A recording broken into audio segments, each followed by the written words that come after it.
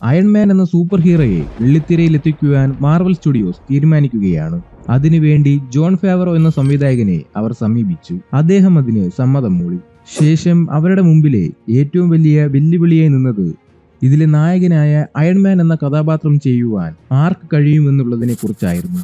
ഒരുപാട് സ്റ്റണ്ടുകൾ ഇതിലുള്ളത് കൊണ്ട് സ്വന്തം ജീവൻ പോലും പണയം വെച്ച് സിനിമകളിൽ ഇതിഹാസം സൃഷ്ടിക്കുന്ന നായകനായ ടോം ക്രൂസിനെ അവർ തേടിയെത്തി.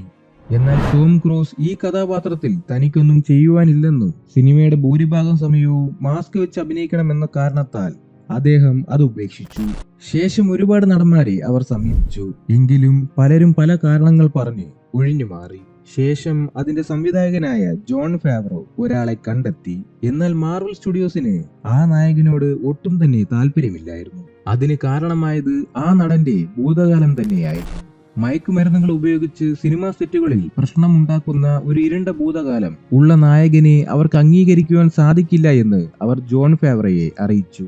എന്നാൽ താൻ കണ്ടെത്തിയ നടനിൽ സമ്പൂർണ്ണ വിശ്വാസം അർപ്പിച്ച് ജോൺ ആ നടനു വേണ്ടി പോരാടി. അയാളെ നായകനാക്കിയാലേ താൻ ഈ സിനിമ സംവിധാനം ചെയ്യുള്ളൂ എന്നും ജോൺ വാശി പിടിച്ചു. അവസാനം ജോണിന്റെ പിടിവാശിക്ക് മുമ്പിൽ മാർവൽ സ്റ്റുഡിയോസിന് തോറ്റുകൊടുക്കേണ്ടി വന്നു.